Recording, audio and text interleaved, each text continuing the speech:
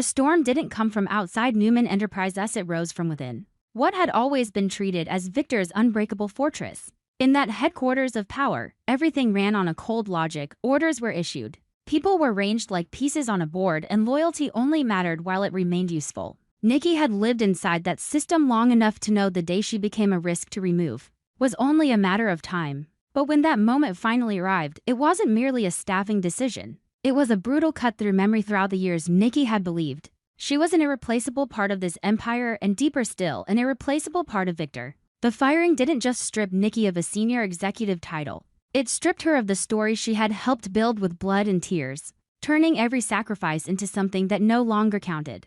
The confrontation exploded in a way no one could dismiss as a normal workplace disagreement.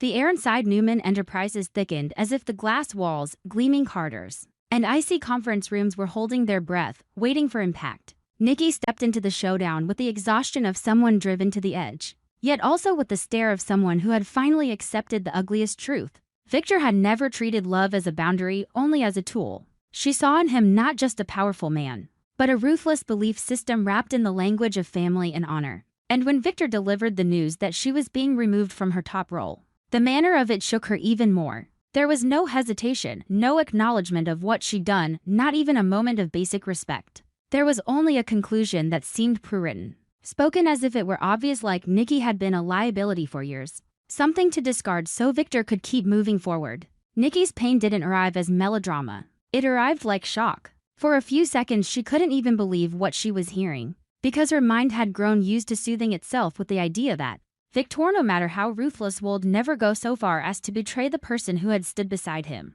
through his most dangerous moments.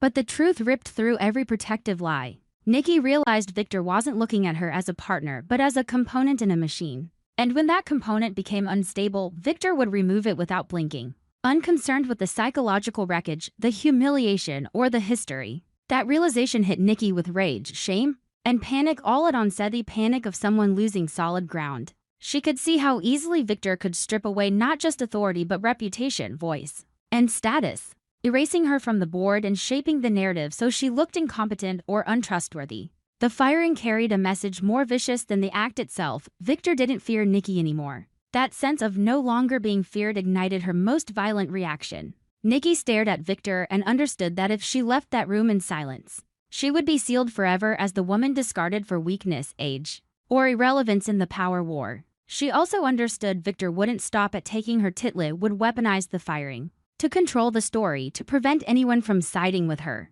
Nikki had no elegant choices left. When you're shoved against the wall, survival belongs to the person willing to strike hard enough to make the other side stagger. Nikki had endured too long, swallowed too much, buried too much, especially one truth she knew could destroy Victor. And Victor's cruelty finally gave her permission to do what she had never dared. Open the locked door she had sealed with loyalty and fear. That secret wasn't something Nikki invented in a moment of anger. It was a shadow that had lived beside Victor for years, concealed under power, money, and carefully edited history. Nikki had carried it like an old wound, not bleeding daily, but still capable of taking her breath away the moment it was touched. She had kept it not only because she feared Victor, but because she clung to a warped belief that silence was protection of the empire, of the family, and even of herself from the unbearable truth that she had helped something filthy remain buried. But when Victor cast her aside without mercy, Nikki suddenly saw her silence for what it was, meaningless sacrifice. What had she protected it for?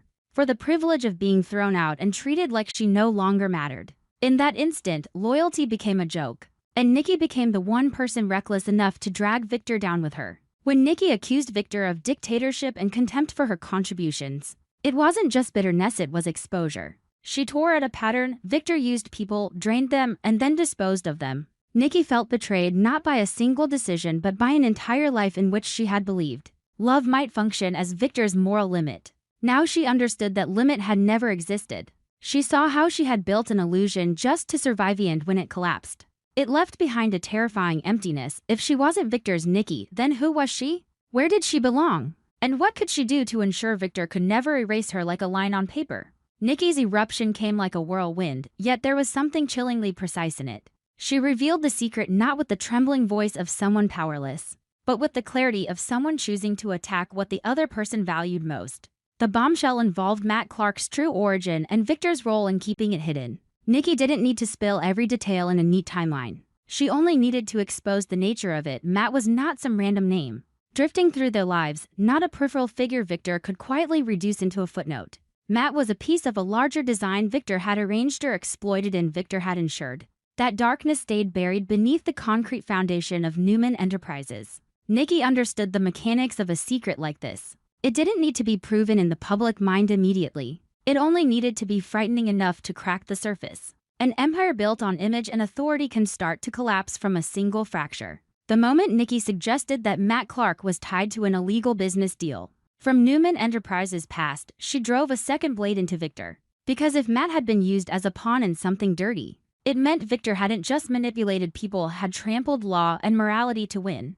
Nikki looked straight at Victor as if to say she would no longer shield him. She had decided to become the mirror that reflected everything Victor hated most, the truth. Victor's reaction only confirmed to Nikki that she had struck the right nerve. He denied it, but the denial didn't carry the steady weight of innocence. It carried the urgency of someone yanked into the light. In a small, tightly guarded corner of him, Victor was afraid, and Nikki saw its odd in the way he controlled his breathing, in the flicker of his eyes, in the tightening of his jaw, in the fraction of silence before he forced his usual dominance back into place. For Nikki, it was the sweetest moment of a life spent under control. The first time she truly felt Victor wasn't untouchable. Her brief satisfaction wasn't petty joy, it was the reflex of someone finally reclaiming emotional power after years of being pushed down.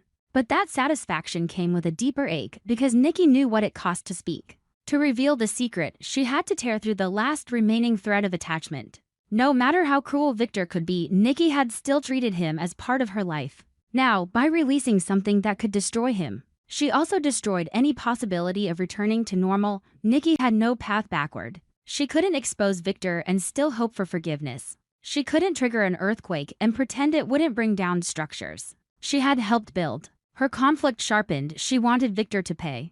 Yet she still ached because she was burning what had once been home. But Nikki had been fired. And in desperation, people choose the act that makes the other side desperate too. Nikki insisted this was not just revenge, but a final demand that Victor face consequences for his cruelty. In truth, it was also her own defense, her way of convincing herself she was not merely acting out of wounded pride. Nikki refused to be weak. She wanted to believe she was doing what was necessary. She wanted to shove Victor into the very position he had forced on others, unable to hide, unable to twist the narrative, unable to wash the stain away with power. By framing Matt Clark as a pawn, Nikki also exposed the inhuman logic that Victor used to treat people. The fight was no longer about a job. It became a moral trial right in the center of Newman Enterprises. After the shockwave of Nikki's firing, Newman Enterprises isn't facing only a reputation crisis or a crack in family life. It is slipping into a dangerous vacuum of authority. The atmosphere inside the corporation feels like the hush before a storm. The kind of silence where even a single set of footsteps sounds like a warning. On the surface, Victor is still there, still seated in the chair of power, still speaking with that hard edge and wearing the same cold stare. Yet the reality underneath is different. The stabilizing force Nikki had quietly provided within the empire's structure is gone. Her departure is like pulling a crucial pin from a frame that has carried too much weight for too long. Everything starts to tremble even before it collapses. And in that precise moment when the empire is shaking, Victoria and Adam see opportunity. Not with childish excitement, but with the gaze of people raised in a war for control, who know that sometimes opportunity appears only when someone else is hurting. Victoria doesn't have to remind herself how rare this moment is. She can feel it in the sudden meetings, in the cautious expressions of senior executives, in the way decisions are delayed because no one can predict how Victor will react, while he is wounded and furious at the same time. For Victoria, power has never been abstract. It is the pulse of a company, the certainty behind a command, the ability to issue an order and make others believe resistance is pointless. But right now that certainty is wobbling. Victor may still be strong, but he is distracted by private damage. By a marriage teetering on the edge, by the rage of betrayal, by the loss of a pillar that once helped him balance. Victoria can see it clearly. When Victor is forced to look backward to control the fallout, someone else can move forward. Adam sees it too, but through a different lens. There is a dangerous instinct in Adam. He doesn't only want to survive under Victor's shadow, wants to be recognized as the one who can run the empire without Victor. These upheavals make him feel both satisfied and wary. Satisfied because at last the unshakable structure Victor always boasts about is cracking. Wary because Adam understands Victor only needs one lucid second to crush anyone who touches the throne. So Adam refuses to strike recklessly. He begins with damage control because it is logical difficult to criticize. And it creates the image that he and Victoria are saving the company, not seizing it. The fact that Victoria and Adam are working together carries an air of abnormality, because their history has never been simple. Yet that very abnormality makes the plan more dangerous when former enemies stand side by side. Everyone knows something truly serious is unfolding. They do not come together in pure trust.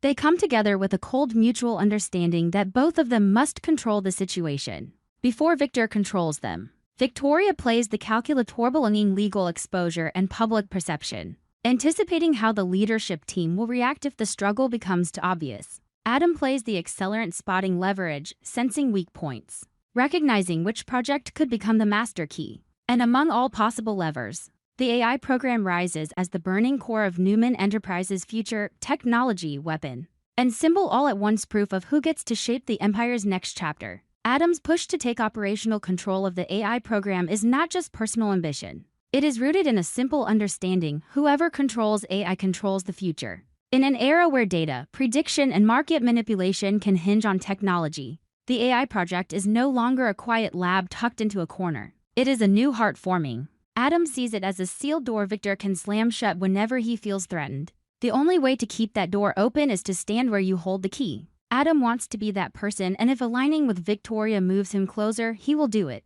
Victoria agrees with the direction, but she does not let Adam believe that holding AI alone is enough. In Victoria's mind, power must be total, stable, and legitimate. She does not want a vague coup that fractures the company, spooks shareholders, and gives Victor the chance to play victim while striking back even harder. Victoria insists that to truly control the situation, they must push Victor out of day-to-day command, at least partially, through a process that looks lawful and for the greater good for her. Victor does not have to be toppled in a dramatic public fall. He has to be removed from the center of decision-making. His authority split and surrounded by new procedures, committees, and initiatives where Victor is no longer the one holding the final line. This is where Victoria's internal conflict shows itself most clearly. She is not acting only out of ambition. She is acting out of a long-standing fear. If she does not take control, she will always remain the heir who was chosen but never truly free. Nikki's firing is a brutal reminder that even the person who stood beside Victor the longest can be discarded.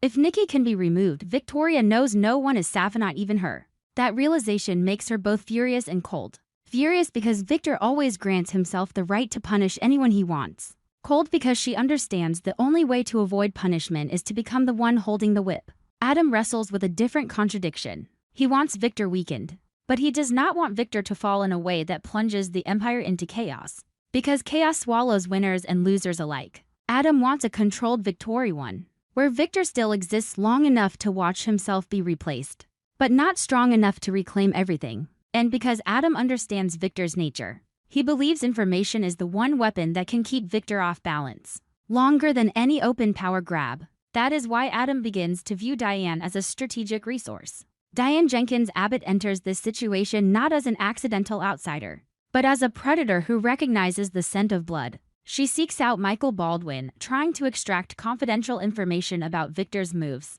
Diane's approach is not loud or theatrical. It is like a hand resting lightly on the edge of a tablet, so gentle it seems harmless, yet steady enough to test what can be shaken. Diane knows Michael is loyal, knows he is not easily bought, but she also understands loyalty can develop cracks, especially when it is trapped between power and conscience. Diane doesn't need Michael to confess everything. She only needs a signal, a hesitation, an incomplete answer, a strange expression. Small things often lead to large secrets. Adam considers working with Diane because he believes whatever she uncovers could help them apply more pressure to Victor. He doesn't see Diane as a trustworthy ally. He sees her as a bladesful when needed, dangerous if held too long. Adam knows Diane has her own motives, but he also knows that private motives often make people more effective. If Diane wants to dig into Victor, Adam will give her reasons to dig deeper, as long as the final outcome serves the plan he and Victoria are building. When Victoria and Adam take bold steps to seize control of the AI project and reduce Victor's authority, they do it under the cover of stabilizing the company. Meetings multiply. Reports are demanded faster, processes are restructured to minimize risk, and proposals are framed as necessary responses to the crisis sparked by Nikki's firing. Victoria keeps her voice professional, emphasizing duty to the company, employees, and shareholders. Adam keeps his composure sharp, speaking about technological futures and insisting Newman Enterprises cannot be dragged backward by family storms. Both are careful to create the impression that they are doing what is right and that Victor, if he resists, will look like a man putting ego above the corporation. But Victor is not easily led, even while wounded, even while rage and marital damage threaten his focus's instinct for control remains razor sharp. He quickly senses the scent of a scheme and how decisions are being pushed too quickly. In the too-perfect coordination between Victoria and Adam, and in how the AI project suddenly becomes the center of every conversation. Victor doesn't need a report to understand what his children are doing. He only needs to watch how the room changes when he enters, how people avoid eye contact, how language becomes careful, how plans are wrapped in phrases like "for the greater good." To Victor, those words are the language of betrayal. What makes it more frightening is that Victor, when wounded, can become even more ruthless. When someone challenges his power while he is already in pain, he interprets it not as business but as humiliation. And Victor never forgets humiliation. He begins preparing a decisive counterstrike to protect his empire, not with shouting or impulsive outbursts, but with calculated silence. He allows Victoria and Adam to believe they can go a little far, enough to reveal their true intentions, expose their allies, display their vulnerabilities, and show their next steps. That silence is like a still lake before a storm tears it apart. As Victoria tries harder to prove she is acting for the company, she feels a cold thread slide along her spine, the fear that Victor has already seen through her. But she cannot stop. Stopping would mean admitting she is still the obedient child waiting for Victor to grant power. Adam, even while appearing confident, begins to feel something equally unsettling. Victor's delay doesn't mean weakness, it means timing. Adam understands that too well, and that understanding pushes him to cling to the AI project like a lifeline. If he can lock operational control into his hands before Victor strikes back, he will have leverage, a foothold, a reason not to be erased the way Nikki was erased. On the other side, Diane keeps pressing Michael quietly, patiently, refusing to rush because rushing exposes the hunter. She waits for a fracture in Michael's loyalty. Michael, even if he says nothing, cannot escape the awareness that he is being pulled into a current that could become lethal. In Victor's world, anyone seeking information about him is a threat. Diane understands that, and the danger only convinces her she is circling something big. Adam understands it too, and that is why he watches Diane the way you watch a spark that could flare into a wildfire. The tension inside Newman Enterprises becomes a multi-layered game, where everyone speaks about stability, yet nothing is stable. Nikki's firing fractures the family, and the fractured family destabilizes the company. Victoria and Adam try to patch the crack in order to claim power, but every patch makes the crack more visible. Victor tries to keep the empire intact, yet the harder he grips, the more pressure builds, until something is bound to break. And the AI project meant to be a tool turns into a symbol. Whoever holds it gets to define Newman Enterprises' future,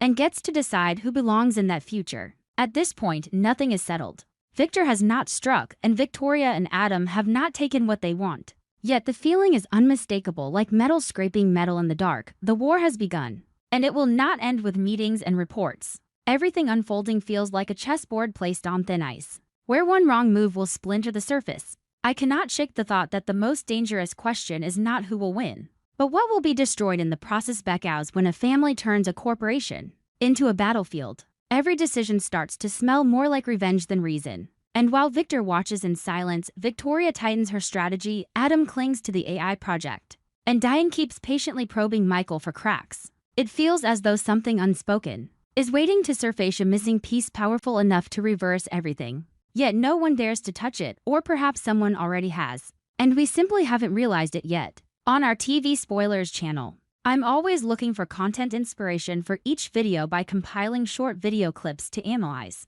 and offer my personal opinions. This channel specializes in analyzing, theorizing, and discussing plot points in the Young and the Restless series from the perspective of a longtime fan. Through this, viewers can gain deeper, more objective, and more interesting insights. Subscribe to the channel to stay updated on the latest news about the Young and the Restless series.